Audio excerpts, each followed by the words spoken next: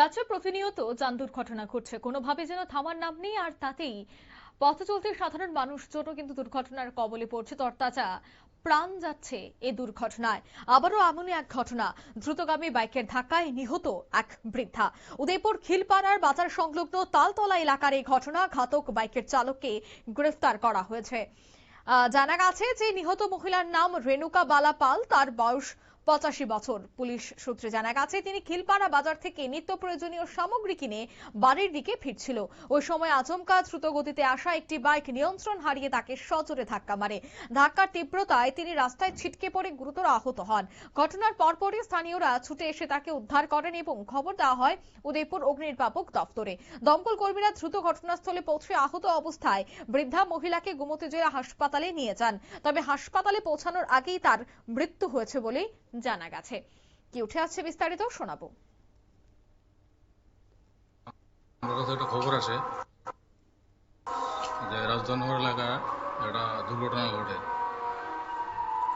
ওই খবরের ভিত্তিতে আমরা যাওয়ার পরে ভদ্র মহিলা আহত অবস্থায় ওনাকে ট্যাপানি হসপিটালে পাঠানো হয় ফায়ার সার্ভিস দ্বারা।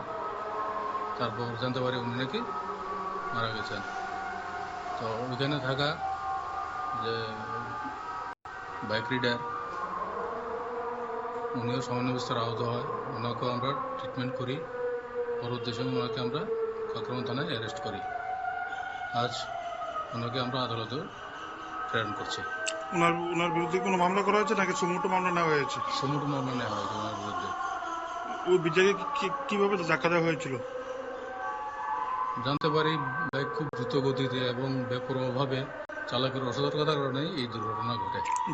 যে চালক আপনারা শুনলেন পুলিশের বক্তব্য। এই দুর্ঘটনায় অভিযুক্ত বাইক আরোহীর নাম জুটন দাস, তার বয়স মাত্র 18 বছর।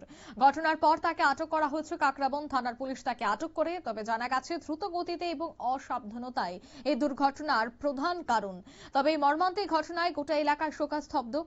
এভাবেই বেপরোয়া গতিতে যান চলাচলের কারণে সাধারণ মানুষের নিরাপত্তা নিয়ে এবার প্রশ্ন উঠছে। পুলিশ এই ঘটনার সঠিক তদন্ত করছে। নিয়ে নিচ্ছি ছোট্ট একটি বিজ্ঞাপন বিরতির সঙ্গে থাকুন।